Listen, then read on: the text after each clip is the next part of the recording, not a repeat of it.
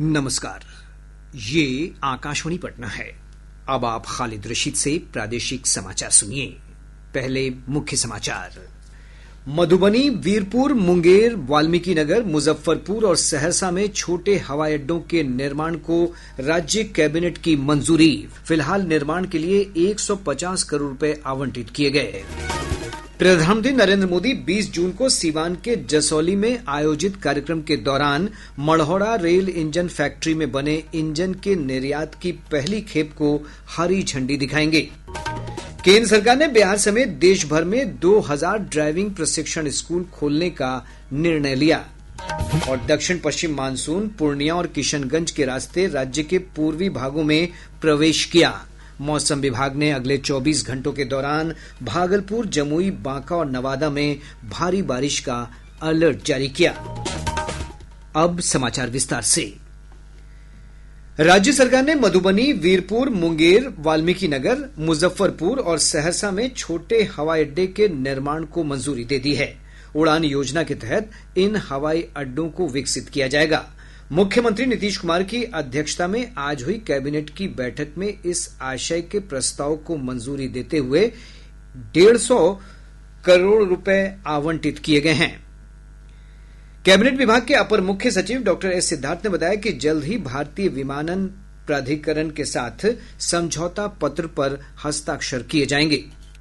मंत्रिपरिषद ने 20 मामलों में निर्णय लिए हैं। सर्वप्रथम सबसे महत्वपूर्ण जो मामला है, राज्य में 6 छोटे हवाई अड्डे निर्माण के संबंध में राज्य सरकार ने एयरपोर्ट अथॉरिटी ऑफ इंडिया के साथ MOU साइन करने की स्वीकृति दी है। ये छोटे एयरपोर्ट हैं Madhubani airport, Birpur airport, Munger airport, Valmikinagar airport, Muzaffarpur airport और सहरसा एयरपोर्ट। ये 6 के 6 एयरपोर्ट उड़ान योजना के अंतर्गत आच्छादित है। इसके अंतर्गत जो प्रारंभिक आवंटन है 25 करोड़ हर एयरपोर्ट के लिए, कुल मिला के 150 करोड़ जो है वह इस एयरपोर्ट के लिए प्राप्त हो गया है।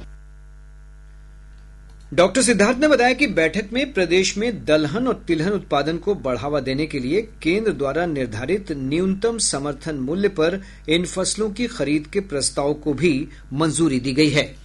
प्राइस सपोर्ट स्कीम के पुनर्गठित व्यवस्था के तहत राज्य में दलहन और तिलहन के उत्पादन को बढ़ाने एवं किसानों को भारत सरकार द्वारा निर्धारित न्यूनतम समर्थन मूल्य का लाभ दिलाने हेतु रबी विपणन मौसम 2025-26 एवं उसके पश्चात के अधिप्राप्ति वर्षों में दलहन और तिलहन की अधिप्राप्ति न्यूनतम समर्थन मूल्य पर क्रय करने की स्वीकृति राज्य सरकार ने दी है। अपर मुख्य सचिव ने बताया कि आज की बैठक में शिक्षा क्षेत्र में विकास के लिए भी कई निर्णय लिए गए।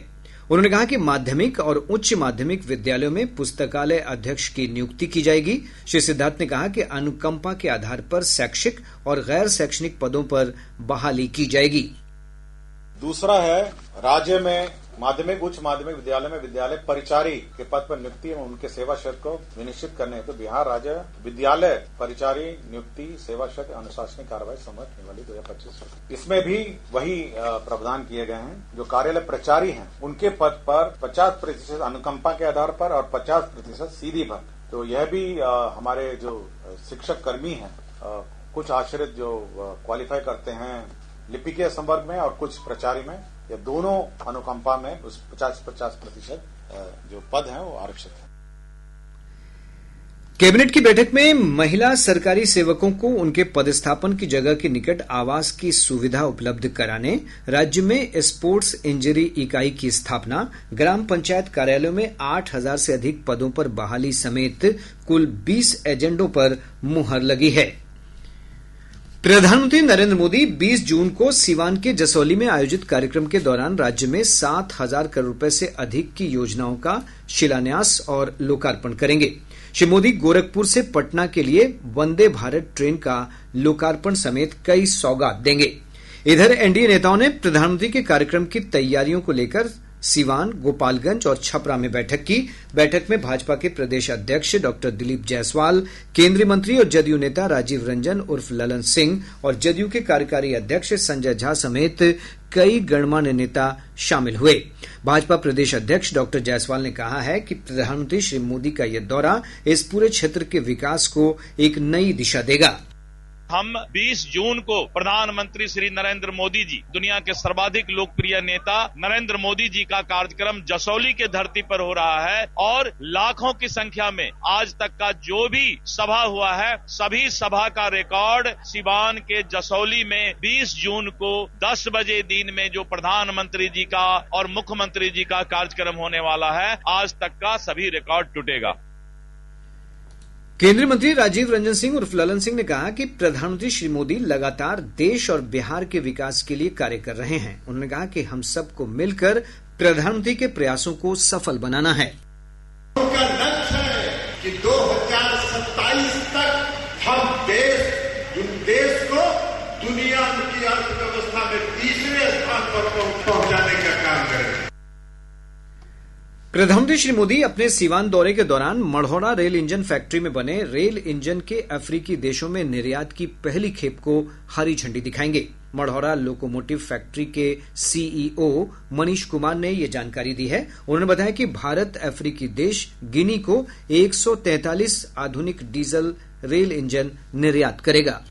हम लोग करीब 143 लोगों है इसमें लोकोमोटिव्स और करीब 3000 करोड़ रुपए से ऊपर का एक्सपोर्ट है। ये एक्सपोर्ट ऑर्डर जो मिला है वेबटेक कंपनी को, जिसमें रेलवे की साझेदारी भी 26% है। और इसके अलावा नए लोको बन रहे हैं, जो एक्सपोर्ट लोको बन रहे हैं, उसमें बहुत सारे फीचर्स हैं जो पहले के लोको में नहीं है। केंद्र सरकार ने देश के अलग अलग भागों में 2000 ड्राइविंग प्रशिक्षण स्कूल खोलने का निर्णय लिया है। केंद्रीय सड़क परिवहन और राजमार्ग मंत्री नितिन गडकरी ने नई दिल्ली में एक कार्यक्रम के दौरान ये घोषणा की है। श्री गडकरी ने कहा कि ये प्रशिक्षण स्कूल देश के पिछड़े और जनजातीय क्षेत्रों में खोले जाएंगे और इससे युवाओं के लिए रोजगार के अवसर उपलब्ध होंगे। ट्रक ड्राइवर के लिए ये भी 18-18, 16-16 घंटे चलाते हैं। विदेशों में ऐसी सिस्टम है कि वो कार्ड डालता है और 8 घंटे हुए कि उसको उतरना ही पड़ता है, गाड़ी चालू नहीं होती। अब वो ला रहे हम लोग। इसके बाद ट्रक और बसेस में कार्ड सिस्टम होगी, 8 घंटे हो गए तो गाड़ी चलेगी। सुप्रीम कोर्ट का भी एक निर्णय आया है। देश में 22 लाख ड्राइवरों की कमी है, तो हम 2000 ड्राइविंग ट्रेनिंग स्कूल हिंदुस्तान के अलग अलग जगह पर खोल रहे हैं, विशेष रूप से socially economically backward tribal area में, पिछड़े हुए क्षेत्र में, ताकि वहां के युवा ड्राइविंग सीखे और उनको रोजगार मिले। राज्य में नगरपालिका चुनाव में पहली बार ऐप के माध्यम से ई वोटिंग की प्रक्रिया शुरू की जा रही है।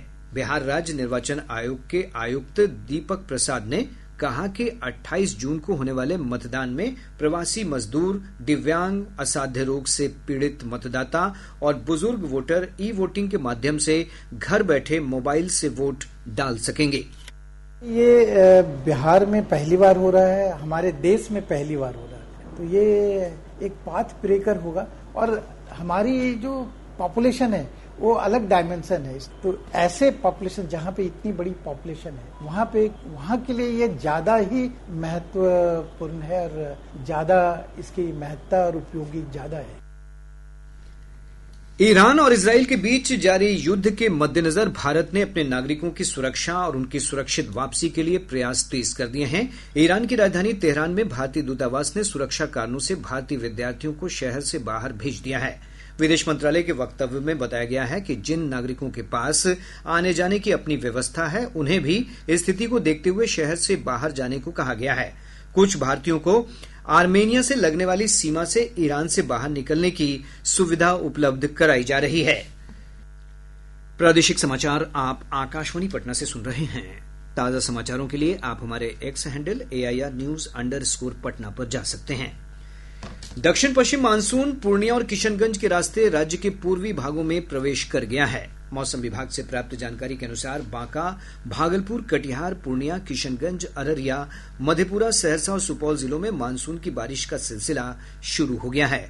अगले 48 घंटों में इन क्षेत्रों में मानसून के प्रभाव से मध्यम से भारी बारिश की संभावना है।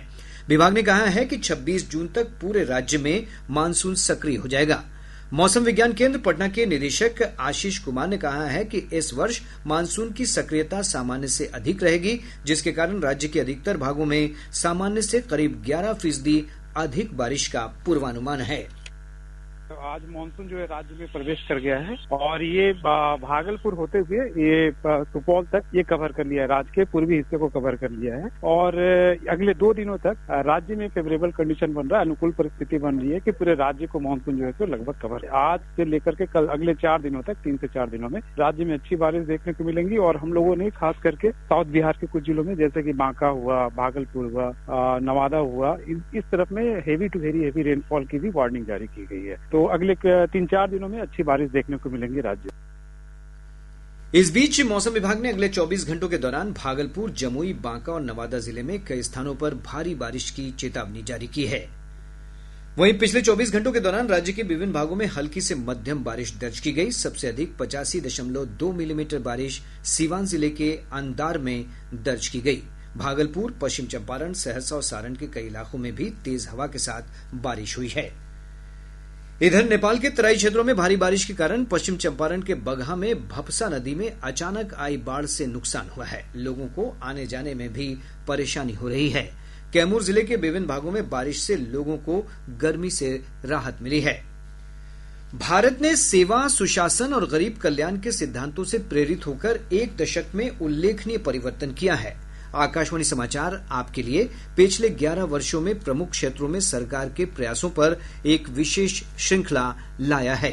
इस कड़ी में आज हम सभी के लिए किफायती और स्वास्थ्य सेवा पर जानकारी दे रहे हैं। एक रिपोर्ट।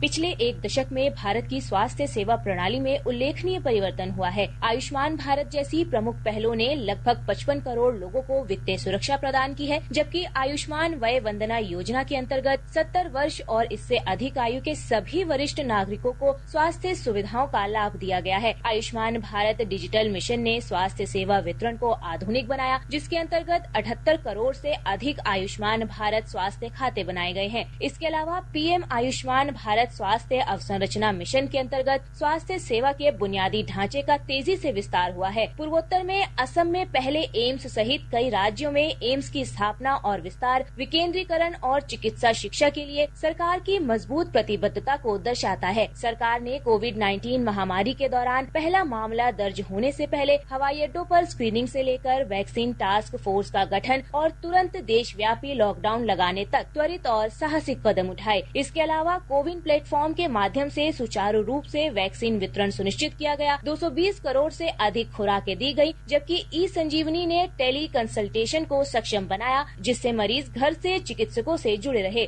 सभी के लिए स्वास्थ्य के दृष्टिकोण के अंतर्गत सरकार ने पिछले 11 वर्षों में स्वास्थ्य सेवा की पहुंच का विस्तार करने और इसकी गुणवत्ता में सुधार करने में अभूतपूर्व प्रगति की है। विष्णु की रिपोर्ट के साथ समाचार कक्ष से मैं सरफिरोजी। और अब अंत में मुख्य समाचार एक बार फिर। मधुबनी, वीरपुर, मुंगेर, वाल्मीकिनगर, मुजफ्फरपुर और सहरसा में छोटे हवाई अड्डों के निर्माण को राज्य कैबिनेट की मंजूरी। फिलहाल निर्माण के लिए 150 करोड़ रुपए आवंटित किए गए। प्रधानमंत्री नरेंद्र मोदी 20 जून को सीवान के जसौली में आयोजित कार्यक्रम के दौरान मढ़ौरा रेल इंजन फैक्ट्री में बने इंजन के निर्यात की पहली खेप को हरी झंडी दिखाएंगे। केंद्र सरकार ने बिहार समेत देश भर में 2000 ड्राइविंग प्रशिक्षण स्कूल खोलने का निर्णय लिया। और दक्षिण पश्चिम मानसून पूर्णिया और किशनगंज के रास्ते राज्य के पूर्वी भागों में प्रवेश किया। मौसम विभाग ने अगले 24 घंटों के दौरान भागलपुर, जमुई, बांका और नवादा में भारी बारिश का अलर्ट जारी किया। इसके साथ ही आकाशवाणी पटना से प्रसारित प्रादेशिक समाचार का ये अंक समाप्त हुआ।